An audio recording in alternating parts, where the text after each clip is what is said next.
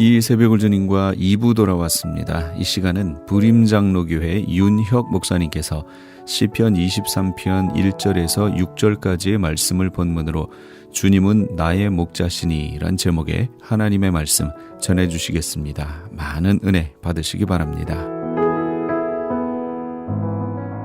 하나님의 뜻대로 순종하는 사람들이 모여서 정말로 함께 하나님의 뜻대로 순종하는 하나님의 공동체입니다. 저는 우리 주님께서 이 비전을 주셨음을 믿습니다. 그리고 그 비전을 주신 주님께서 그 비전을 이루실 줄로 믿습니다. 그래서 매년에 하는 게 있습니다. 뜻을 이루려면 그 뜻을 알아야 되잖아요. 그래서 매년 이제 연말이 되면 기도원에 올라갑니다. 그래서 말씀을 들고 기도하면서 해마다 하나님이 주시는 그 말씀을 붙잡습니다. 그리고 그 말씀에 의지해서 그리고 근거로 해서 저희가 1년의 계획을 잡습니다. 그리고 추진해 나가요. 그래서 이번에도 올라갔는데 하나님께서 주신 말씀이 두 가지였습니다. 그래서 주보에도 이 밑에 이렇게 보면 나와 있지만, 예배와 이렇게 나와 있지만 첫 번째 말씀이 바로 출애굽기 3장 18절 말씀입니다. 우리 함께 읽어볼까요? 출애굽기 3장 18절. 자, 시작. 우리가 우리 하나님 여호와께 희생을 드리려 하오니, 이 말씀이었습니다. 첫 번째 말씀이요. 그리고 두 번째 말씀은요. 시작. 여호와는 나의 목자시니 내가 부족함이 없으요다. 아멘. 이 말씀입니다. 그래서 2017년 이 두 가지 말씀을 두 기준으로 붙잡고 우리가 주님의 뜻을 이루며 앞을 향해 나아가길 원합니다. 그래서 먼저 이 시간 그리고 다음 시간까지 2주에 걸쳐서 시편 23편 말씀을 가지고 우리가 묵상하길 원합니다. 이 말씀을 통해서 하나님께서 우리에게 약속하신 것이 무엇인지 우리가 알기를 원하고요. 그리고 우리가 주님께 드려야 될 우리의 반응이 무엇인지를 함께 생각하는 그런 시간이 되기를 원합니다. 여러분, 시편 23편은 너무나 잘 알죠. 어떤 분은 아예 통째로 외우신 분도 계세요. 뭐죠? 여호와는 나의 목자시니 내가 부족함이 없으리로다. 그가 나를 푸른 초장에 누이시며 쉴 만한 물가로 인도하시는도다. 내 영혼을 소생시키시며, 여기까지 이렇게 잘 알고 있는 말씀이에요. 근데요, 이 말씀에는 전제 조건이 있습니다. 실은요, 이 말씀이 있는 배경이 있는 거예요. 그 배경은 뭐냐면 우리 삶에 부족함이 있다라는 얘기예요.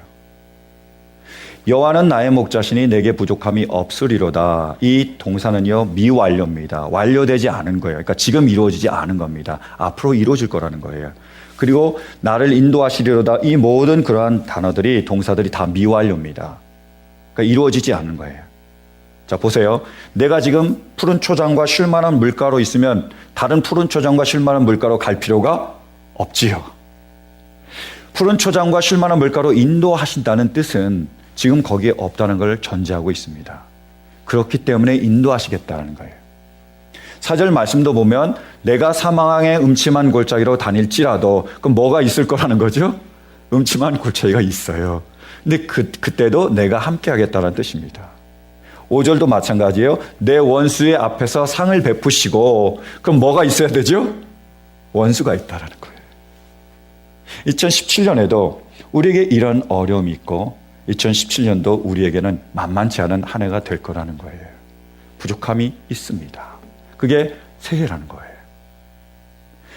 지금 2016년을 마감하면서 올해의 단어를 영국 옥스퍼드 사전에서 정했습니다. 가장 중요하고 많이 썼던 단어가 있었다는 거예요. 조금 어려운 단어인데요. 그게 뭐냐면 post truth입니다. 진실 혹은 사실 그 이유라는 거예요. 무슨 말이냐? 이전에는 옳고 그름이 그게 맞는지 거짓인지를 따지고 사람들이 결정을 했다는 거예요. 근데 지금 그렇지 않다는 겁니다. 감정대로 따른다는 거예요. 자기가 믿으면 오케이라는 거예요. 자기가 생각할 때 박근혜 대통령이 잘했다고 믿으면 상관없습니다. 어떤 증거가 나와도 상관없는 거예요. 그냥 잘했다는 거예요. 저는 처음 알았습니다. 최사모도 있대요. 뭐죠? 어떻게 그런 일이 있다라는 거예요. 왜요? 지금은 옳고 그름이 중요하지 않고요. 내 감정이 중요한 거예요. 내가 끌리면 됩니다. 그리고 내가 믿으면 된다는 거예요. 그게 바로 포스트 트루스입니다. 그래서 감정적이고 즉흥적인 결정들이 많이 일어나고 있는 거예요. 대표적인 게 뭐죠? 영국에서 브렉시트입니다. 영국이 유럽연합을 탈퇴한 거예요. 아무도 예상하지 못했습니다. 설마요. 왜요? 손해거든요, 영국한테. 근데 투표를 붙였더니 통과가 됐어요. 유럽연합을 탈퇴했습니다. 이유는 간단합니다. 다른 사람이 싫다라는 거예요. 그 사람 꼴 보기 싫다는 거예요. 왜 내가 유럽연합을 함께 해야 되느냐? 왜 그 가난한 사람들, 왜 유럽연합을 내가 도와주느냐? 도와주기 싫다라는 거예요. 내가 주권 말건 상관없이, 그 사람들이 주권 말건 상관없이 필요 없다라는 거예요. 탈퇴해버렸습니다. 미국도 마찬가지잖아요. 뭐죠? 설마 했는데 도널드 트럼프가 대통령이 되셨습니다. 야, 아무도 예상하지 못했잖아요. 근데 그 설마가 사람을 잡아먹었습니다. 벌어지는 거예요. 이런 일이 일어나는 겁니다. 그게 바로 어떻게 흘러가냐면 이기주의와 배타주의로 흘러가는 거예요. 자기 나라만, 자기 가족만, 자기만 잘 살겠다는 그 이기주의가 거기에 흘러 있고요. 또 하나 그러니까 뭐예요? 다른 사람을 배척하는 겁니다. 미워하는 거예요, 싫어하는 거예요. 필요 없다라는 거예요. 방해된다라는 겁니다. 그게 흘러가고 있습니다. 그래서 콜린스라는 사전은 그 올해의 단어를 이렇게 얘기했습니다. 좀 어려운 단어지만 제노포비아입니다. 무슨 말이냐면 나 말고 다른 사람, 다른 민족들을 미워하고 두려워하고 혐오한다는 뜻입니다. 이런 일들이 벌어지고 있다는 거예요. 그래서 만만치 않은 겁니다. 실제로 도널드 트럼프가 대통령이 되셨잖아요. 당선이 되셨잖아요. 그리고 나서 어떤 일이 벌어졌느냐. 어떤 선생님이 칼럼에 썼습니다. 한 학생이 트럼프가 당선이 되니까 자기를 찾아왔대요. 그래서 아주 진지하게 이렇게 질문했답니다. 선생님, 그러면 우리가 다시 노예가 되는 겁니까? 진지하게 물어봤대요, 학생이요. 제가 알고 있는 그 한 학생이 있어요. 우리 성도님의, 사랑하는 성도님의 자녀인데요. 뉴욕에서 공부하러 갔습니다. 두렵대요, 무섭대요. 거기 있기가요. 그 성도님이 걱정하고 계세요. 진짜 일어나는 일입니다. 벌어지고 있는 일이에요. 지금 취임도 안 했는데요. 뿐만이 아닙니다. 지금 내건 게 뭐죠? 금리 인상입니다. 이자율을 올리겠대요. 취임도 안 했잖아요. 저는 벌써부터 피해를 보고 있습니다. 며칠 전에 봤더니 제 크레디트 카드 APR이 올라갔어요. 이자율이 올라갔습니다. 연이율이. 그러니까 뭐죠? 은행에 돈을 더 많이 내야 돼요. 부자들에게 돈을 더 많이 갖다 줘야 됩니다. 이런 일이 벌어지고 있다는 거예요. 여러분, 안타깝게도 2017년 우리에게 만만치 않은, 녹록치 않은 한 해가 됩니다. 그럼에도 불구하고 우리가 절망을 하지 않습니다. 우리에게 여전히 희망이 있어요. 왜요? 시편 23편 1절 뭐죠? 여호와는 나의 목자시니 내가 부족함이 없으려다. 우리에게 주님이 주시는 약속이 있습니다. 뭐라고요? 내가 목자다. 그러니까 뭐요? 부족함이 없게 하시겠다라는 그런 약속이 있습니다. 주님은 어떻게 이 약속을 지키실까요? 한 절씩 보실까요? 2절이요. 나를 푸른 봄밭에 누이시며 쉴 만한 물가로 인도하시는도다. 주님이 약속한 게요. 우리를 푸른 초장과 쉴 만한 물가로 인도하시겠대요. 자, 양들을 들어서 푸른 초장으로 데리고 갑니다. 뭐가 있죠? 푸른 풀밭, 먹을 게 깔려 있습니다. 마음껏 먹고 배부르게 먹을 수 있다는 거예요. 네, 먹다 보니까 어떻게 되죠? 목마르잖아요. 그럼 어디로 인도하시겠다고요? 물가로. 가면 뭐를 마실 수 있죠? 생수를 마실 수 있습니다. 거기서 안식 쉼을 누리겠다는 거예요. 주님께서 약속하신 이 축복, 우리에게 하나님이 물질적인 풍요를 허락하시고 뿐만 아니라 정신적으로 쉴 수 있는 안식이 되는, 진짜 그런 한 해가 되기를 간절히 축원합니다. 뿐만이 아니에요. 3절 뭐지요? 3절 말씀 계속 우리 1절씩 보시겠습니다. 3절 나에게 다시 새 힘을 주시고 당신의 이름을 위하여 바른 길로 나를 인도하신다. 그 원어로 보면 내 영혼을 소생시킨다는 겁니다. 네페시예요. 자, 내가 육체적으로 만족을 얻었습니다. 그리고 정신적으로도 쉼을 얻었어요. 그 다음에 영혼도 소생케 됩니다. 영혼도 살아나는 거예요. 그래서 우리의 전 인격을 하나님께서 축복하시고 다시 세우시고 일으키시겠다는 축복의 말씀이며 약속의 말씀입니다. 그리고 4절이요. 내가 비록 죽음의 그늘 골짜기로 다닐지라도 주님께서 나와 함께 계시고 주님의 막대기와 지팡이로 나를 보살펴 주시니 내게는 두려움이 없습니다. 비록 우리가 사망의 음침한 골짜기로 다닐지라도 두려워할 필요가 없습니다. 왜요? 주님이 함께 하시겠다는 거예요. 그런 어려움이 있어도 지금 이 라카라 센터에도 LA에도 주님이 함께 하시고 뉴욕에도 주님이 함께 하시고 그리고 워싱턴 DC에도 주님이 함께 하실 줄로 믿습니다. 우리가 어디에 있든지 우리의 자녀가 어디에 있든지 하나님께서 지키시고 보호하실 줄로 믿습니다. 두려워하지 않는 아내가 될 수 있기를 간절히 바라요. 또요, 5절이요. 주님께서는 내 원수들이 보는 앞에서 내게 잔치상을 차려주시고 내 머리에 기름 부으시어 나를 귀한 손님으로 맞아주시니 내 잔이 넘칩니다. 아멘. 주님께서 원수 앞에서 잔치상을 벌여놓는 거예요. 그래서 우리의 모든 억울함을 갚아주실 거라는 겁니다. 그리고 머리에 어떻게 하시겠다고요? 기름을 부으시겠대요. 왜요? 존귀하게 하는, 세워주는 그러한 역할입니다. 우리에게 모욕과 조롱과 멸시가 있었지만 이제는 우리를 세우셔서 존경과 인정과 칭찬을 받게 하실 줄로 믿습니다. 주님의 약속입니다. 6절이요. 6절 말씀 마지막. 진실로 주님의 선하심과 인자하심이 내가 사는 날 동안 나를 따르리니 나는 주님의 집으로 돌아가 영원히 그곳에서 살겠습니다. 아멘. 마지막 최종 목적지가 어디죠? 여호와의 집이요. 이 땅에서 주님이 우리를 천국과 같은 그러한 기쁨과 평안으로 인도하실 줄로 믿습니다. 더 바라는 것은 뭐예요? 영원한 천국, 저 하나님의 나라에 우리를 인도하시겠다는 그 약속입니다. 여러분, 정말로 이 말씀 그대로 이루어지는 그러한 2017년 하나가 될 수 있기를 간절히 축원합니다. 새해 복 많이 받으세요.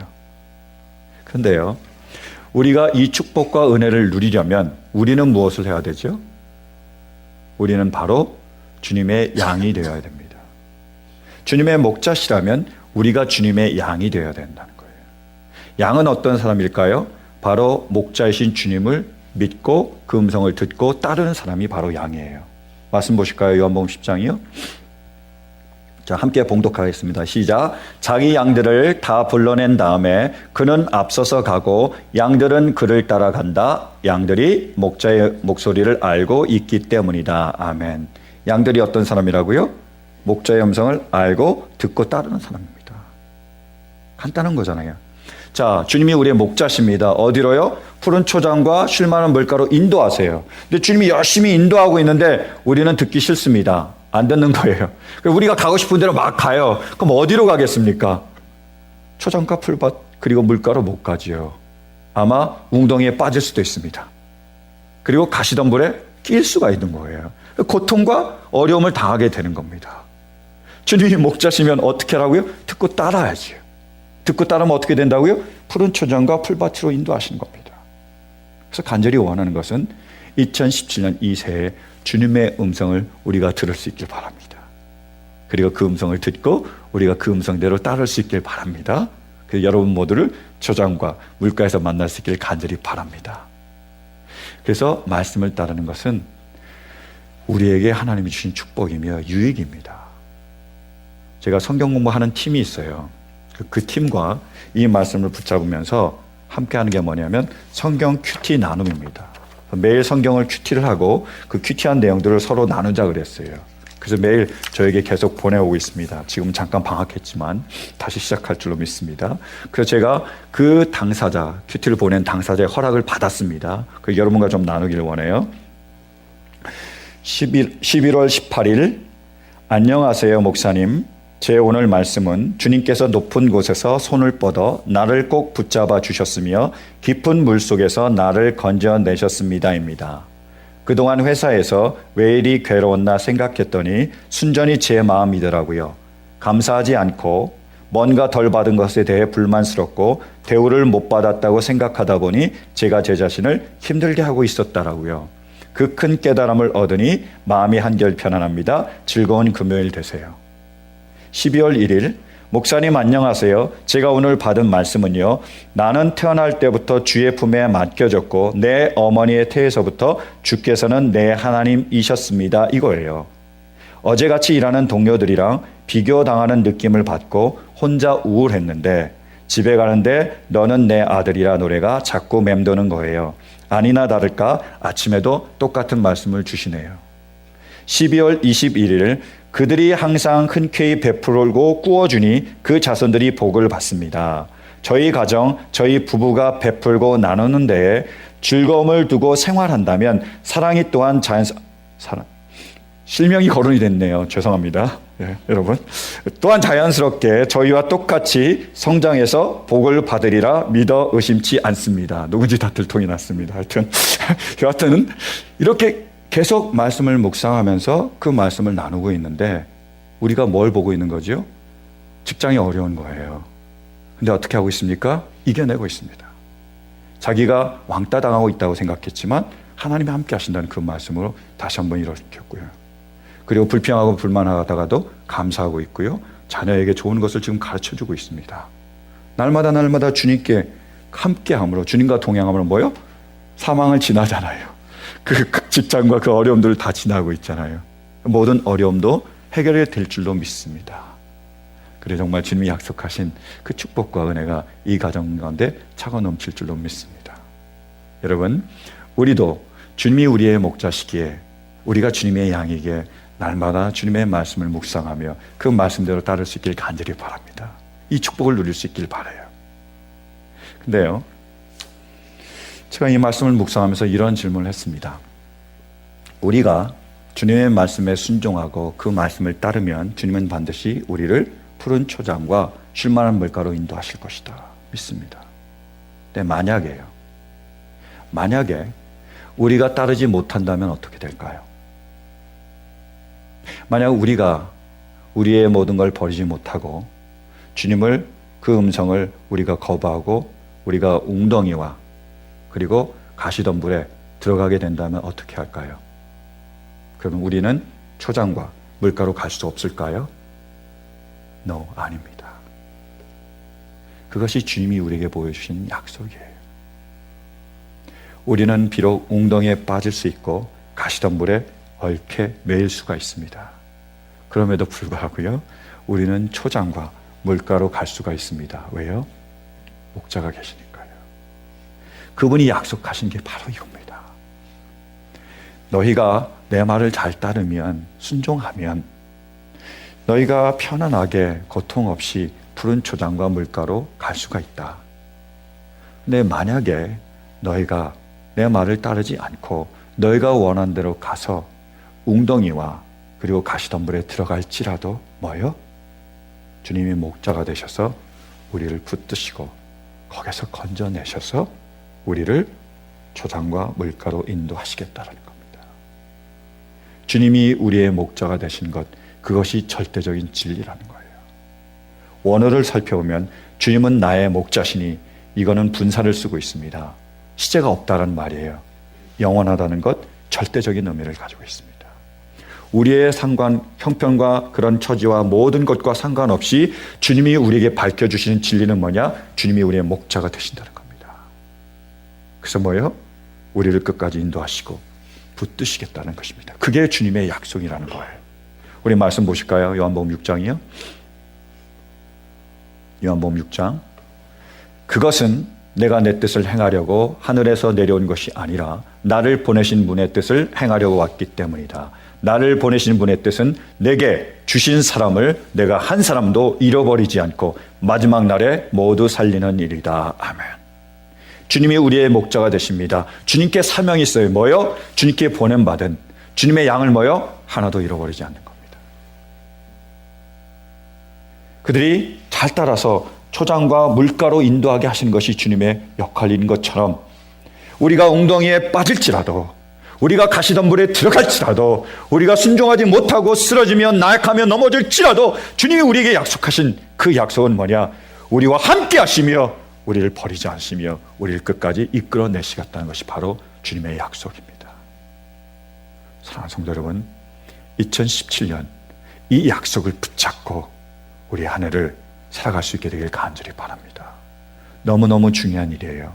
왜냐하면 이것을 믿는 사람과 믿지 않는 사람의 삶은 너무너무 다르기 때문입니다. 보세요. 주님이 약속하셨습니다. 여호와는 나의 목자시니 내게 부족함이 없으리로다. 내가 너의 목자다. 너에게 부족함이 없다라고 말씀하셨어요. 근데 못 믿습니다. 가정하면. 그래서 하다 보니까 푸른 초장과 쉴만한 물가에 왔어요. 경제적으로도 풍부합니다. 건강하고 자녀도 다 잘 돼요. 모든 것이 다 잘 이루어졌습니다. 그 사람은 어떻게 반응할까요? 자랑합니다. 교만합니다. 다른 사람들을 우습게 봐요. 왜? 내가 왔으니까요. 내가 한 거니까. 좋습니다. 그러면 반대로요. 하다 보니까 웅덩이에 빠집니다. 가시덤불로 들어가요. 재정적으로도 어렵고요. 건강도 악화되고요. 자녀도 힘듭니다. 문제가 많아요. 그럼 이 사람은 어떻게 반응할까요? 실망하고 절망하고 좌절하고 포기할 수도 있습니다. 했는데 안 돼. 했는데 안 돼. 했는데 안 돼. 그건 뭐예요? 나는 안 돼. 이렇게 될 수가 있다는 거예요. 실제로 수많은 세상 사람들이 그러한 길을 가고 있습니다. 잘 되면 자기 자랑하고요. 안 됩니다. 왜요? 믿음이 없기 때문이에요. 믿는 사람은 어떻게 반응할까요? 전혀 다릅니다. 주님이 목자가 되심을 믿는 사람, 주님이 구원자 되심을 믿는 사람은 어떻게 반응하지요? 자, 푸른 초장과 쉴만한 물가로 갔습니다. 잘 돼요. 풍성합니다. 넘칩니다. 그럼 이 사람은 어떻게 반응하지요? 주님께 목자께 영광을 돌립니다. 왜요? 그분이 하신 거니까요. 그분이 목자가 되셔서 인도하셨으니까 이 모든 것을 이루신 분이 누구시라고요? 주님이십니다. 주님께 영광을 돌리는 거예요. 그 은혜에 감사하는 삶을, 영광을 돌리는 삶을 삽니다. 반대가 있습니다. 그런 사람도 웅덩이에 빠질 수 있고 가시덤불에 들어갈 수 있어요. 그때 어떻게 반응할까요? 그 말씀을 믿습니다. 손을 들어 목자 대신 그분의 손을 붙잡는 거예요. 저는 할 수 없습니다. 저는 모자랍니다. 저는 부족합니다. 그러기에 주님만이 나의 구원자가 되시며 주님만이 나의 목자가 되십니다. 나를 여기서 건져 주십시오. 주님을 믿기에 그 사람은 다시 일어섭니다. 다시 주님과 함께 그 길을 걸어가는 거예요. 절망 가운데서도 절망하지 않고요. 어려움 가운데서도 실망하지 않고요. 그리고 포기할 것 같은 상황에서도 포기하지 않게 돼요. 전혀 다른 삶을 살아가게 되는 겁니다. 사랑하는 성도 여러분, 간절히 원하는 것은 우리에게 이 주신 시편 23편 이 말씀이 우리의 말씀이 될 수 있기를 간절히 바랍니다. 이 말씀을 아멘으로 나의 말씀을 받을 수 있기를 간절히 바라요. 이 말씀을 붙들길 바랍니다. 목자가 되시기에 그분의 음성을 따라서 가며 비록 우리가 웅덩이에 그리고 가시덤불에 들어갈지라도 주님을 믿고 그분의 도움을 구함으로 다시 일어서는, 다시 힘을 내시는, 다시 웃음을 되찾는 그러한 축복이 있기를 간절히 축원합니다. 디트리 본헤포라는 정말 존경스러운 목사님이시자 신학자가 계십니다. 그분이 쓴 반 구텐 마흐텐이라는 시, 선한 능력으로라는 시가 있어요. 제가 그것을 칼럼에도 실어놨습니다. 여러분이 자세히 보라고요. 이 선한 능력으로라는 시를 디트리 본헤퍼가 언제 썼냐면 1945년에 썼습니다. 그때 히틀러가 전쟁을 일으키고 나치가 이 세상을 뒤흔들고 있는 전쟁 시기였습니다. 그리고 거기에 반항하다가 그 본헤퍼는 감옥에 갇혔어요. 그리고 사형을 선고받았습니다. 전쟁의 상황에서, 감옥 속에서, 그리고 죽음을 앞두고 그가 쓴 시가 바로 선한 능력으로입니다. 새해를 맞이하면서 가족, 자기 고향에 있는 어머니에게, 사랑하는 연인에게 쓴 그런 시가 바로 이 시예요. 여러분 어떤 시일 것 같습니까? 한번 보실까요?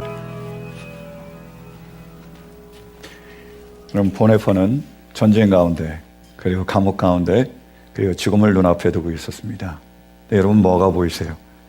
절망이 보이십니까? 희망이 보이십니까?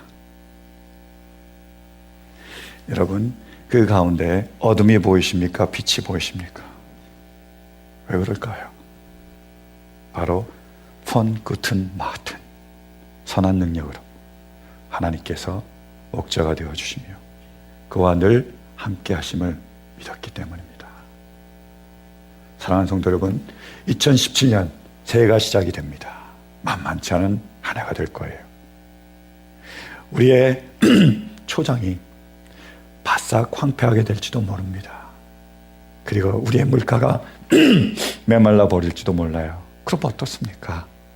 주님이 우리의 목자신데 우리를 초장과 쉴만한 물가로 인도하실 텐데요. 때로는 우리 가운데 사망의 음침한 골짜기 같은 어려움이 올지도 모릅니다. 그럼 어떻습니까? 그 어려움 가운데서, 그 어둠 가운데서도 주님이 함께 하실 텐데요. 때로는 우리 가운데 원수가 우리를 넘어뜨리며 무너뜨리려 할지도 모릅니다. 그럼 어때요? 주님이 함께 하시며 그 모든 억울함을 갚아주시며 오히려 그 앞에서 상을 펼쳐주실 텐데요. 우리를 여호와의 영원한 집으로 인도하실 주님이 계심을 믿습니다. 여러분, 주님은 우리의 목자시니 우리에게 부족함이 없습니다. 이 말씀을 붙잡고 이 말씀을 믿고 일어선 우리 모두가 될 수 있기를 간절히 바랍니다. 그래서 이 말씀처럼 부족함이 없는 하나가 될 수 있기를 간절히 축원합니다. 오히려 차고 넘치고 풍성한 그러한 한 해가 될 수 있기를 간절히 축원합니다. 이러한 은혜가 있기를 간절히 구합니다. 우리 함께 기도하시겠습니다. 지금까지 라크라 센터에 위치한 부림장로교회 윤혁 목사님께서 하나님의 말씀 전해주셨습니다. 부림장로교회는 주님을 따르는 균형 있고 건강한 교회가 되기를 소망하며 고통받고 신음하는 사람들을 하나님께 인도하는 교회가 되기를 원합니다. 이 시간 방송을 들으시고 신앙에 도움받기를 원하시는 분은 전화 818-249-3001 818지역 249-3001번으로 문의하시거나 3561 푸틸 블러바드 라크라 센터에 있는 부림장로교회로 찾아오시기 바랍니다. 시민권 신청, 부모님, 배우자, 자녀 영주권 신청, 취업이민, 종교이민, 학생비자, 신분 변경, 추방유예, 결혼, 공증. 인생이 달린 이 모든 일 어디에 맡겨야 할까요? 한인타운 연장자 센터의 모츠기관인 주눈사랑채 이민법률센터에 맡기세요. 21년 이민법 경력의 박창영 이민국 공인변호인이 성심을 다해 도와드립니다. 올림픽과 윌튼 323-735-7888 323-735-7888. 유태인이 만든 특수영양제 M3 들어보셨어요? 곡식의 눈, 과일씨, 껍질, 약초의 뿌리로 만든 특수 영양제 M3. 혈압, 당뇨, 아토피, 천식, 비만 등 무슨 병이든 큰 효과를 주는 신비의 영양제 M3. 서울대학병원 7곳, 고려대학병원 2곳에 입점되어 더욱 믿을 수 있는 M3의 효능. 213-435-9600, 213-435-9600 M3 정직한 마음으로 권해드립니다. 2017년 새해 노래하는 시인 하덕규 목사 찬양 콘서트에 성도 여러분을 초청합니다. LA 한인타운에 있는 프레이즈 교회에서 하덕규 목사님의 영감 넘치는 찬양과 간증으로 새로운 한 해를 시작하는 시간을 마련했습니다. 하덕규 목사님은 시인과 촌장이라는 이름으로 가수 생활을 했으며 가시나무라는 자전적 고백의 노래로 많은 사람들의 마음을 울렸습니다. 현재는 백석예술대학교 실용음악과에서 학생들을 지도하고 있는 하덕규 목사님의 찬양 콘서트에 성도 여러분의 많은 참여를 바랍니다. 2017년 1월 8일 주일 오후 2시 2668 웨스트 피커 블루바드 피커와 켄모어에 위치한 프레이즈 교회로 오시거나 전화 213-700-9833 213지역 700-9833 213-700-9833번으로 문의하시기 바랍니다.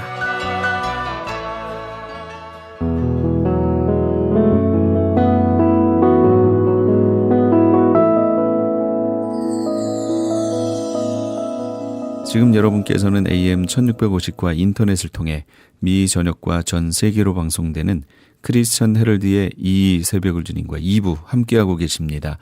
계속해서 이 시간에는 나성 서부교회 서건호 목사님께서 하박국 3장 2절의 말씀을 본문으로 부흥 나로부터 시작되리라는 제목의 하나님의 말씀 전해주시겠습니다. 많은 은혜 받으시기 바랍니다.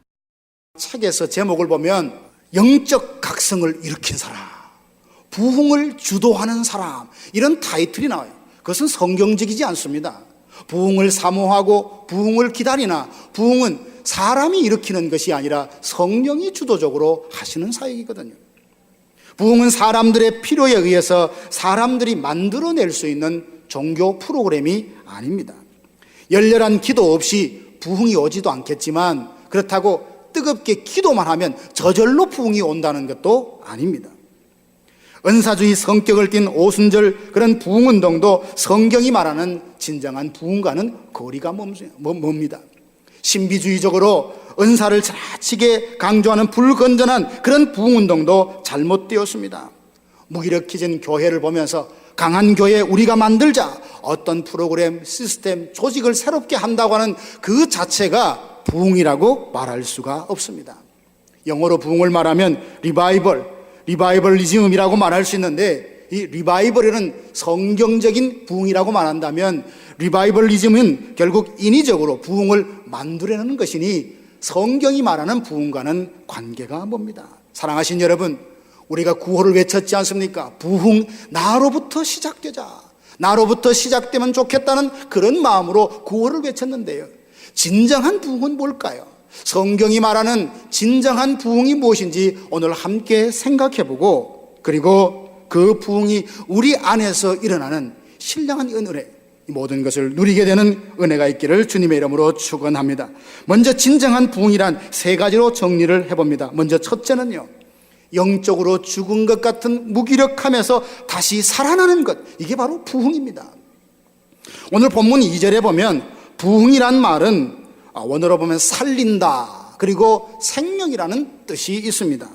주는 주의 일을 이 수년 내에 부흥케 하옵소서 하박국이 기도를 했는데, 이걸 쉽게 풀어서 설명하면 이런 뜻이에요. 하나님 여호와여, 주께서 주의 뜻대로 속히 우리를 살려주옵소서, 우리 영혼을 살려주옵소서라고 하는 기도가 부흥케 하옵소서라는 것과 같은 말입니다.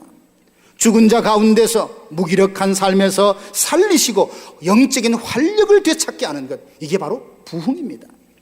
진정한 부흥이란 죽은 것과 같은 영적인 무기력한 자가 다시 활력을 되찾고 살아나는 것이 부흥입니다. 그래서 다른 성경 구절에 보면 오늘 여기는 부흥이라고 번역을 했지만 열왕기상 17장에 보면 이 부흥이란 말을 살린다라는 말로 바꾸었습니다. 엘리야가 하나님의 명령을 받고 사르밧 과부에 가서 며칠 지냅니다. 그 과부는 이제 통에 밀가루 조금 남아있고 기름 조금 남았어요. 이제 아들과 한번 음식을 해먹고 나면 이제 다음에 대책이 없는 그런 가정이었어요. 엘리야가 그 가정에 가서 그 식사를 대접받고 가뭄이 다 할 때까지 통에 밀가루가 가루가 떨어지지 않고 기름이 떨어지지 않도록 채우는 기적을 베풀었지 않습니까? 이 일 후에 그 주인집에 아들이 그만 병이 들어서 죽게 됩니다. 그 여인은 너무나 마음이 아프고 슬픈 나머지 엘리야에게 원망을 합니다. 우리 아이를 죽이려고 당신이 우리 집에 왔습니까? 그 말을 듣는 엘리야의 마음이 얼마나 안타깝습니까? 그래서 그 죽은 아이를 다락으로 올라가서 자기가 누웠던 침상에 놓이고 하나님 앞에 간절히 기도해요. 엘리야가 기도하기를 하나님이여 원하건대 이 아이의 혼으로 다시금 이 아이에게 돌아오게 해달라고. 엘리야가 간절히 기도하자 하나님께서 그 기도에 응답해 주셔서 열왕기상 17장 22절 보면 하나님께서 엘리야의 기도를 들으시고 그 아이가 살아난지라, 살아났다는 이 말이 하박국서 3장 2장의 부흥과 같은 말이에요. 결국 부흥이라는, 진정한 부흥이라는 것은 죽은 것 같은 무기력한 삶에서 다시 되살아나는 것, 소생하는 것, 다시 사는 것이 성경적인 부흥입니다. 아모스 5장 6절 말씀도 보면 너희는 여호와를 찾으라, 그리하면 살리라, 하나님을 찾으면 산다라고 할 때 여기 살리라는 말도 부흥이라는 말과 원어가 같은 뜻입니다. 그러므로 부흥이라는 것은 살리는 거예요. 부흥은 죽었다가 살아나는 것을 뜻합니다. 소생하는 것, 다시 살아나는 것. 부흥이 바로 이런 뜻이라면 이 시대에 가장 필요한 것이 부흥이 아니겠습니까? 사람들은 생각합니다. 한때 2000년도 이제 새천년이 시작하면서 부흥이라는 주제가 막 떠올랐어요. 그래서 부흥 이체라는 찬양도 부르고 부흥 집회도 하고 찬양 집회도 그렇게 많이 하다가 조금 요즘에는 부흥이라는 주제를 이야기하면 시대에 맞지 않는, 마치 유행이 지나간 것 같은 시대와 안 맞는 주제로 생각하는데 그렇지 않습니다. 총신대 교수인 박용규 교수는 자기가 쓴 세계 부흥 운동사에서 이렇게 주장합니다. 지금처럼 부흥이 목마르게 요구된 시기는 없다. 교회사에 나타난 참된 부흥, 거룩한 부흥은 사치가 아니라 이 땅의 교회를 향한 피할 수 없는 하나님의 절대 명령이다. 부흥은 한때 한 시대에 어떤 사람들에게 감각적으로 좋은 피치플레이처럼 한 번 말하다가 사라지는 말이 아니라는 거예요. 왜요? 그 부흥의 뜻에는 우리가 무기력한 자리에서 다시 살아나는 것입니다. 우리가 사는 생명에 대한 말씀이기 때문에 그러합니다. 왜 교회가 영적으로 무기력하게 되었을까요? 가만히 여러 가지 이유들이 많을 것입니다. 어쩌다가 교회가 힘을 잃어가고 부흥이 절실히 필요한 무기력한 상태로 되었을까? 결국 여호와를 찾아라 그리하면 산다 있는 이 말씀을 바라보면 교회와 성도들이 점점 하나님을 찾는 일이 희미해져 가고 있던 것이 바로 그 원인이 아니겠습니까? 기도의 깊이와 기도의 강도가 얕아지면서 결국 영적으로 무기력해져 가고 있는 것입니다. 하나님과 세상 사이에서 교회와 성도들이 머뭇거리고 있어요. 내가 하나님을 섬길지 세상의 바알을 섬길지 우상을 섬길지 주저하고 머뭇거리는 신앙의 우유부단함들, 신실한 예배자, 진정한 기도자들이 점점 사라져가고 있는 이 원인이 결국 영적으로 무기력해져가는 이 결론을 만든 것 아닙니까? 한때는 예수 믿는 사람과 교회와 세상은 너무나 달랐습니다. 그래서 그들이 교회를 보며 두려워했어요. 그 두려워한다는 것은 겁을 먹고 벌벌 떤다는 의미 아니라 경외심이에요. 내게 없는 것이 너희에게 있구나. 내가 할 수 없는 것을 너희는 하는구나. 나는 이런 상황에서 도저히 기뻐할 수 없는데 아니 너희들은 기뻐하고 있구나. 나는 이런 사람은 도저히 용서할 수 없는데 너는 용서를 하는구나. 우리가 세상과 다른 삶과 모습을 보면서 경외심, 두려워했어요. 그런데 지금 세상은 너와 우리가 다른 것이 무엇인가 이렇게 질문을 해와요. 하나님을 닮아가야 될 교회가, 예수님을 닮아가야 될 성도들이 세상을 자꾸 닮아감으로써 우리는 영적인 힘을 잃어가고 있는 상황에 처하고 말았습니다. 나무가 아무리 자신감이 있고 그 제목이 좋다 한들 그 시냇가에 뿌리를 내리지 않으면 가뭄을 어찌 견디겠습니까? 그러나 아무리 그 나무가 연약하다 할지라도 그 뿌리를 강변에 깊이 뿌리내리면 그 물을 흡수하여서 시절을 쫓아 과실을 맺고 잎사이가 마르지 않는 이런 은혜를 누리지 않겠습니까? 인간이 하나님을 떠나면 혼자가 아니라 인간이 하나님을 떠나면 죽어요. 하나님이 생명의 근원이기 때문에 그러합니다. 우리 영혼이 하나님 안에 있을 때 안전하고 하나님의 은혜를 공급받을 때 우리는 인간다운 삶을 살아갈 수 있습니다. 안타깝게도 현대교회는 하나님과 점점 멀어지고 있다는 것을 부인할 수 없습니다. 예수님을 닮기보다 이 세상을 자꾸 닮아가고 있습니다. 거룩하고 순결하고자 하는 일에 관심을 갖는 것이 아니라 더 커지고 더 많아지고 더 부유해지는데 온통 관심을 갖는 세속화의 길을 걸어가고 있는 이 시점에 하나님은 우리 교회가 정말 부흥이 어떤 것인지 경험하고 누리고 그리고 우리 교회를 하나님이 사용하셔서 이 시대와 미주 땅에 부흥의 역사를 일으키는 이런 귀한 사역을 감당하는 교회가 되기를 주님의 이름으로 축복합니다. 누가 이런 분위기를 반전시킬 걸까요? 네가 해라 하나님 내가 여기 있습니다. 나에게 힘을 주세요. 나에게 지혜를 주세요. 나에게 성령 충만함을 주셔서 이 영적인 기류를 다시금 하나님께로 터닝하게 하는 그 놀라운 사역에 우리 교회와 성도들이 쓰임받게 되기를 원합니다. 이 제목이 저와 여러분의 기도의 제목이 되기를 원합니다. 두 번째로 진정한 부흥이란 사명에 헌신될 준비가 딱 갖추어진 상태를 말해요. 우리가 살아있다는 이유만으로 만족하는 사람은 아니지 않습니까? 의미를 찾고 보람을 찾고 그죠? 행복을 추구하지 않습니까? 우리에게는 사실 사랑의 빚이 있습니다. 하나님으로부터 사랑의 빚을 지고 살아가는 사람이에요. 복음의 빚을 진 사람들입니다. 기도함으로 사랑함으로 그 빚을 갚아야 될진데 성령으로 충만함을 받아 자신이 이 땅에 존재하는 것으로 만족하는 것이 아니라 나를 이 땅에 보내신 하나님, 나를 이 땅에 파송하신 그 하나님의 뜻을 위하여서 헌신하는 그런 마음가짐, 내가 하나님을 위해서 이렇게 살겠다는 그 마음가짐이 곧 부흥의 역사라는 겁니다. 윌리엄 스프레그라는 사람은 이런 말을 했습니다. 종교가 비교적 침체된 상태를 벗어나 활력을 되찾아갈 때 헌신적인 그리스도인들이 자신의 의무에 더욱 충실해질 때 우리는 그것을 부흥이라고 한다. 무슨 말입니까? 부흥이 교회 위에 심령 위에 임하면 그는 그리스도인으로서 자신의 의무에 충실하고픈 마음, 그 열정이 일어난다는 것입니다. 부흥이 그 마음에 이르면 침체된 상태에서 일어나서 내가 회복된 그 자체로 만족하는 것이 아니라 주여 내게 주신 은혜를 어떻게 보답할까요? 어떻게 내게 주신 은혜를 보답할까요?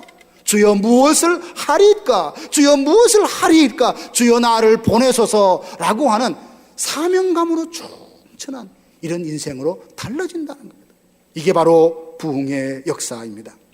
부흥하는 교회, 하나님께서 부흥의 역사를 임하게 하는 그 놀라운 교회는 그 교회가 이 땅에 존재하는 것만으로 만족하는 것이 아니라 우리 교회를 통하여 복음이 세상으로 흘러가고 우리 교회를 통하여 하나님을 알지 못하던 사람이 하나님을 알아가고 마음이 상한 자들이 교회를 통해서 위로를 받고 하나님의 나라를 이 땅에 확장하는 일에 쓰임받기를 갈망하는 마음이 그 교회에 있는 거예요. 이게 바로 부흥을 부어주시고 일으키는 교회의 특징이라는 말입니다. 그래서 부흥 나로부터 시작될 이 표를 정하면서 저는 그렇게 기도합니다. 하나님, 우리 교회가 하나님께 기쁨이 되는 교회가 되기를 원할 뿐만 아니라 우리 교회가 하나님 명령하시면, 하나님 뜻하시면 조건을 달지 않고 아멘하고 순종하며 하나님 앞에 헌신하는 이런 준비된 교회, 그리고 그 사명을 감당하는 교회가 되기를 원합니다. 이게 제 기도예요. 에스겔 선지자에게 골짜기를 데려가서 골짜기에 있는 널브러진 뼈들을 보여주었습니다. 보면서 말씀하시죠. 선지자야 인자야 이 뼈들이 능히 살겠느냐. 사람의 상식으로 보면 뼈들이 그냥 이것저것 흩어져 있는데 그 뼈들이 어떻게 다시 사람이 되면 살 수 있겠습니까? 골짜기의 뼈들은, 흩어진 뼈의 모습은 아무것도 할 수 없는 모습입니다. 그런데 그 모습을 이스라엘의 영적 상태라고 말씀을 하셨습니다. 이스라엘 백성들은 포로 중에 있었는데 그들이 말합니다. 우리의 뼈는 말랐고 소망이 없어졌으니 우리는 다 이제 망했다. 그 탄식하는 소리를 하나님이 들으시고 이스라엘의 영적 상태는 이 골짜기의 뼈들과 같은 모양이다. 그런데 하나님께서 그 민족에게 부흥을 주시기로 약속하시고 그리고 그 부흥을 허락하시는데 말씀과 생기로 그들을 살리십니다. 살리고 나니까 그 뼈들이 어떻게 돼요? 큰 군대가 되지 않습니까? 뼈들은 아무런 힘도 아무런 역할도 못하지만 큰 군대로 회복시켰다. 이게 부흥이라고 한다면 큰 군대는 무엇입니까? 어떤 대적도 감당할 수 없는 군대의 모습으로, 마치 사령관이 출정이라고 명령만 하기만 하면 당장 그 전쟁에 출전할 수 있는 준비된 모습, 이게 바로 부흥의 역사가 일어나는 교회의 모습이며 우리의 상태의 모습이라는 것입니다.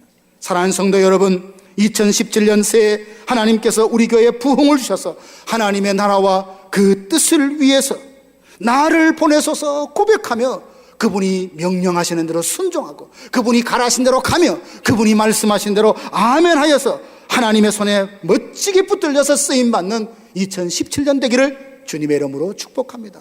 이게 바로 부흥이에요. 세 번째는 영적 각성, 이게 진정한 부흥입니다. 우리의 마음의 감정이 슬펐다가 기쁘기도 하고 그리고 위로가 되기도 하고 단순한 감정의 위안이 부흥이라고는 볼 수 없습니다. 부흥이 임하면 우리의 슬픔이 기쁨이 되기도 하고 마음의 위로가 되는 건 사실입니다. 그러나 마음의 감정이 조금 누그러졌다고 해서 부흥이 임했다고 단정 지을 수는 없습니다. 그러나 부흥이 심령에 임하면, 교회에 임하면 나타나는 특징이 뭐냐면 영적 각성이에요. 영적 각성이라는 것은 다른 것이 아닙니다. 영적으로 인식해야 될 것이 희미해졌다가 그것을 정확하게 깨닫는 것을 말합니다. 하나님은 존재하십니다. 영이시기 때문에 우리의 눈으로 볼 수 없어요. 그러다 보니까 하나님이 계시는 것은 분명히 알겠는데 내가 그것을 느끼지 못하고 인식하지 못하다가 하나님의 임재를 느끼는 거예요.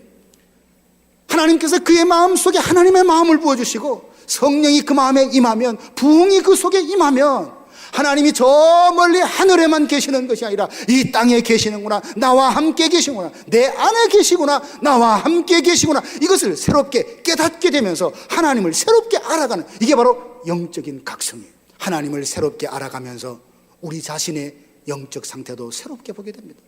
이전에는 웬만한 죄를 지어서 하나님 앞에 크게 마음의 부끄러움이나 안타까움을 느끼지 못하다가 영적 각성, 성령의 은혜를 부어주셔서 우리 마음이 부흥의 역사가 일어나면 작은 죄도 민감하게 반응하며 하나님 앞에 그렇게 죄송해요.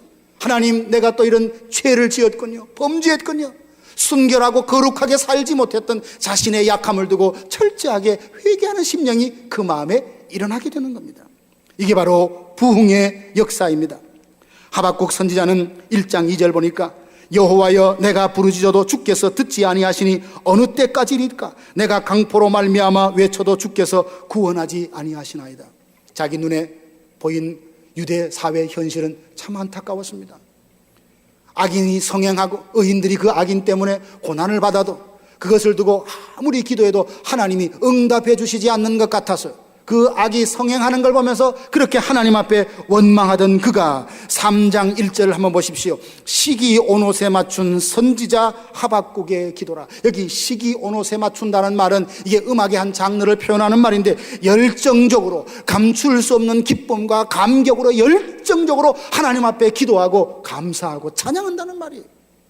어떻게 그가 사회를 바라보면서 하나님 어찌하여 나의 기도를 듣지 않습니까? 어찌하여 이런 일이 있습니까? 단식하던 그가 감출 수 없고 억누를 수 없는 감동과 기쁨과 열정을 다하여 찬양하게 했을까요? 그 마음에 영적 각성이 일어난 거예요. 하나님이 누군지, 하나님이 무슨 일을 행하실지 알게 되고 그 말씀을 듣게 되자 말씀이 그 안에 오니까 그가 하나님을 다시 알게 되고 그 유대 사회를 새롭게 보게 되고 그들을 향한 소망을 갖게 되면서 기쁨과 주체할 수 없는 감격으로 하나님 앞에 찬양할 수 있었습니다. 비록 무화과 나무가 무성하지 못하며 포도나무에 열매가 없으며 감람나무에 소출이 없으며 밭에 먹을 것이 없으며 우리의 양이 없고 외양간에 소가 없을지라도 나는 하나님으로 인하여 기뻐하고 구원의 하나님으로 하여 그 하나님이 나의 힘이 된다며 전혀 다른 시각, 다른 가치관, 다른 삶을 살게 되는 것을 보게 됩니다. 이게 바로 부흥의 역사입니다. 내 삶의 현실은 바뀌지 않아요. 작년과래와 동일합니다. 그러나 그 현실을 바라보고 받아들이는 내 마음, 그것을 바라보는 해석, 시각은 완전히 달라졌습니다. 전에 불평했던 제목이 지금은 감사의 제목이 되고, 전에는 눈물 나던 그 일들도 오히려 하나님의 어떤 섭리를 갖면서 그 가운데도 소망을 품게 하는 이런 역사, 이게 바로 영적인 각성. 부흥의 역사가 일어나면 이런 변화가 우리 심령에, 우리 교회에 일어난다는 것입니다. 사도행전에 제자들이 성령이 충만했을 때와 그러지 못했을 때를 한번 비교해 보십시오. 그들은 예수님의 제자들이었습니다. 예수님의 말씀을 들었어요. 예수님과 함께 3년을 지냈습니다. 그럼에도 불구하고 예수님께서 십자가에 달리실 때 주님을 홀로 버려두고 다 도망갔던 사람들입니다. 그런 그들이 성령의 충만함이 그 안에 영적인 각성이 일어나고, 그리고 하나님의 사람으로 거듭났을 때 집에 있든지 어디에 있든지 간에 예수는 그리스도라 증거하는 사람이 되었습니다. 어떤 위협과 반대에도 굴하지 아니하고 예루살렘을 넘어 온 유대와 사마리아와 땅끝까지 이르러서 복음을 증거하는 증인의 사명을 감당할 수 있었습니다. 사랑하는 성도 여러분, 우리 교회에 이런 진정한 부흥이 오기를 간절히 기도할 수 있기를 원합니다. 하나님께서 자기 백성에게 찾아오셔서 우리의 온갖 죄를 깨닫게 하는 영적 각성이 일어나고 하나님과 친밀한 관계가 회복이 되고, 그리고 내 안에 그리스도께서 사시고, 그리고 내 몸이 성령이 거하는 하나님의 전이 되어서 죽은 것 같은 무기력했던 내 삶이 다시 한번 소성함을 잊고 살아나고 활력을 얻고, 그리고 성령의 특별한 은혜를 더하여 주사 그 부흥을 경험하는 현장이 내 심령이 되고 내가 그 시작, 그 가운데 있는 하나님의 은혜가 있기를 간절히 바랍니다. 야, 부흥이 이렇게 좋은 거란 말인가? 부흥이 이런 거란 말인가? 그러면 너부터 받아, 너나 받아가 아니라 하나님, 부흥이 이렇게 좋은 것이라면 나에게 주십시오. 나에게 허락하여 주옵소서. 내 심령이 진정 하나님이 부어주시는 그 마음을 알고 내 안에서 먼저 부흥의 역사가 일어나기를 원합니다. 나로부터 시작해서 내 가정이, 내 가정으로 시작해서 내 교회가, 내 교회를 시작해서 이 사회와 도시와 민족이 그 부흥의 여파를, 그 부흥의 파도를 일으키는 이런 놀라운 일이 있어서는 얼마나 귀할까.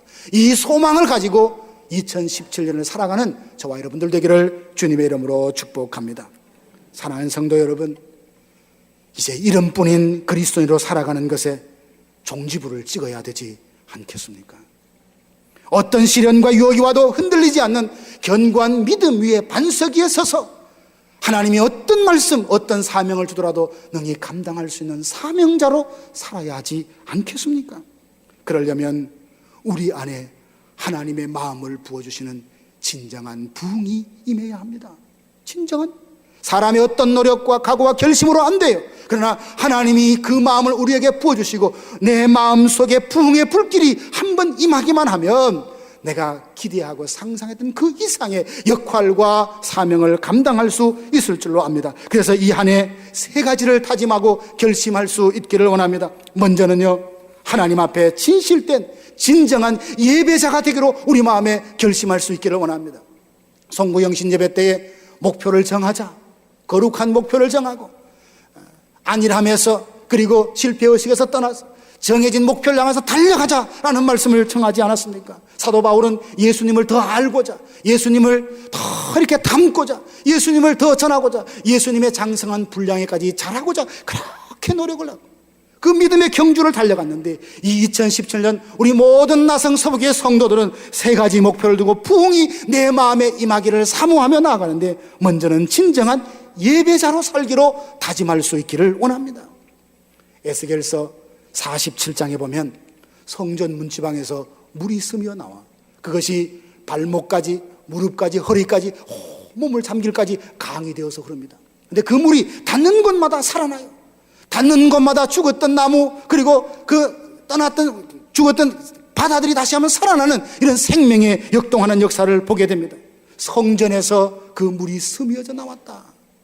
오늘 이 교회를 통하여서 하나님 앞에 예배할 때 주님께서 우리에게 기름 부어주시고 은혜를 보여서 진정한 예배를 하나님께 드리고 그 예배를 통하여 하나님을 만나는 영적인 사건이 이 자리에서 날마다 일어나기를 주님의 이름으로 축원합니다. 그래서 하나님, 나를 산제물로 하나님 앞에 올려드리겠습니다. 영적 제사를 드리겠습니다. 영적 예배에 충실하겠습니다. 이 다짐을 하면서 이 한 해를 살아갈 수 있기를 원합니다. 두 번째 다짐은요, 믿음의 기도를 쌓기로 다짐할 수 있기를 원합니다.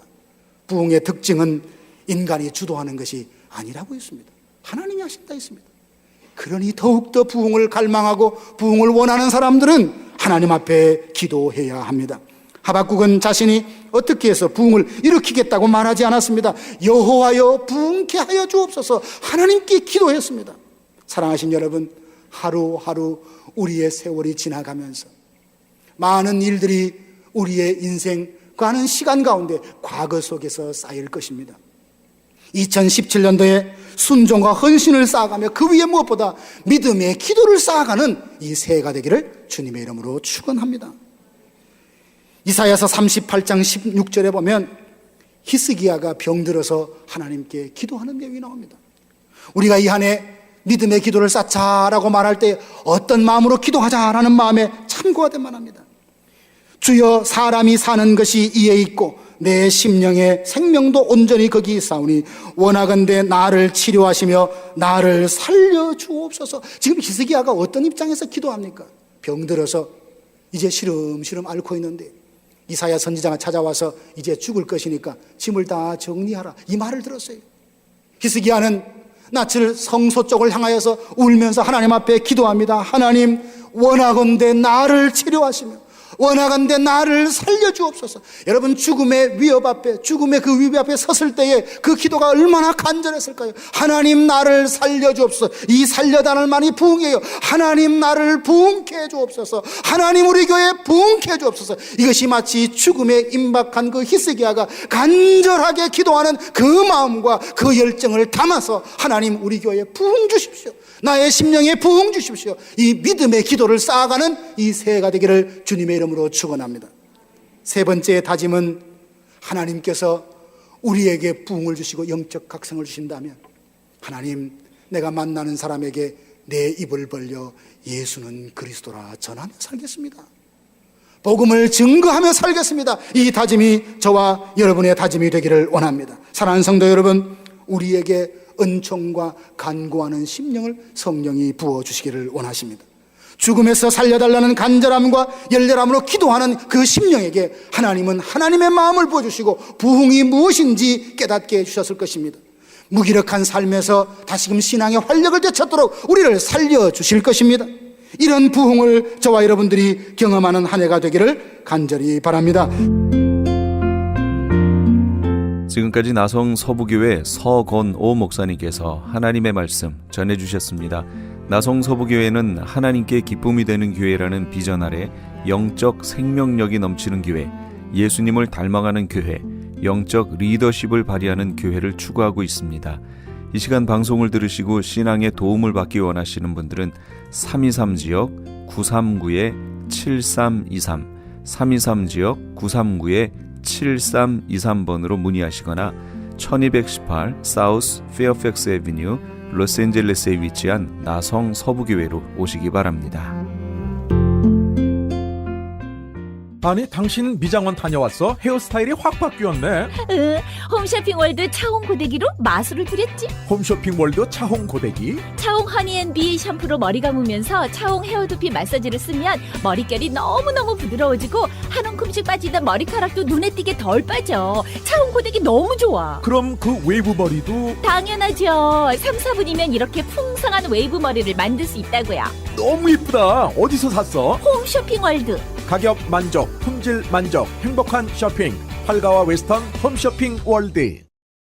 자연이 좋다, 생약이 좋다. 자연한방 생약연구소. 웃고 왔던 공진단이 울고 간다는 자연한방 생약연구소의 황제보양단 런칭 대잔치. 퀴즈 나갑니다. 다음 중 황제보양단에 들어가지 않는 것은 1번 산삼 홍삼청, 2번 녹용, 3번 발효 사향, 4번 배추. 정답을 아시는 분은 지금 전화하세요. 12월 한 달 내내 매일 선착순 5분께 황제보양단 1환을 선물로 드립니다. 지금 전화하세요. 올림픽과 놀턴 자연한방 생약연구소 323-931-8949. 안녕하세요. 폴선입니다. 건강보험회사들의 플랜이 해마다 바뀌는 것 아시죠? 10월 15일부터 12월 7일까지 새로운 보험에 가입하거나 변경하여 본인에게 적합한 플랜을 찾아야 합니다. 메디케어만 갖고 계신 분, 어드밴테이지 플랜을 갖고 계신 분은 무료 상담 받으세요. 수호천사보험 시니어 전문 보험 라이센스 에이전트 폴선 213-503-6897 213-503-6897. 상담은 주 7일 오전 8시부터 오후 8시까지. TTY 1800-735-2929.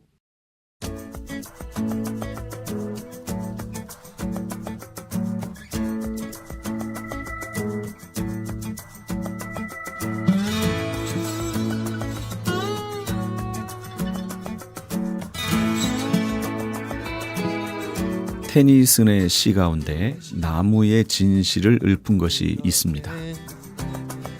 수줍은 소녀같이 잎피는 봄나무, 무성한 여름나무, 낙엽의 가을나무, 그리고 눈보라 속에 벌거벗은 겨울의 나목. 숨길 것이 없이 그대로 진실하다. 네, 인간 외에 하나님이 만든 모든 만물은 모두가 나체입니다. 하늘도 들도 모든 동물도 벗었습니다. 사람이 옷을 입기 시작한 것은 아담과 하와가 범죄한 직후 무섭고 부끄러워서 하체를 나뭇잎으로 가리고 하나님을 피해 숲속에 숨은 것부터 시작되지요. 살인과 거짓이 악마의 2대 속성이라면 진실과 사랑이 크리스천의 속성이라고 할 수 있습니다. 숨길 것이 없고 숨길 필요가 없는 사람은 자유롭고 항상 떳떳하고 강합니다. 하천풍어는 자신이 창녀의 사생아임을 감추지 않았습니다. 아브라함 링컨은 자신이 국민학교도 나오지 못한 사실을 숨기지 않았습니다. 다윗은 자신이 살인죄와 간통죄를 지은 것을 천하에 자복하고 회개했습니다. 케네디는 대학에 다닐 때 컨닝했던 것을 기자들 앞에서 숨기지 않았습니다. 하나님과 사람 앞에서 정직한 삶을 결심하고 성령의 인도하심 따라 살아갈 때 우리의 마음은 성결해져서 하나님을 더욱더 투명하게 바라볼 수 있을 겁니다. 하나님과 사람들 앞에 투명한 그런 하루 보내시기 바랍니다. 오늘도 예수 그리스도 안에서 복된 하루 될 겁니다. 지금까지 크리스천 헤럴드 방송에서 보내드린 이 새벽을 주님과의 정영철 목사였습니다. 고맙습니다.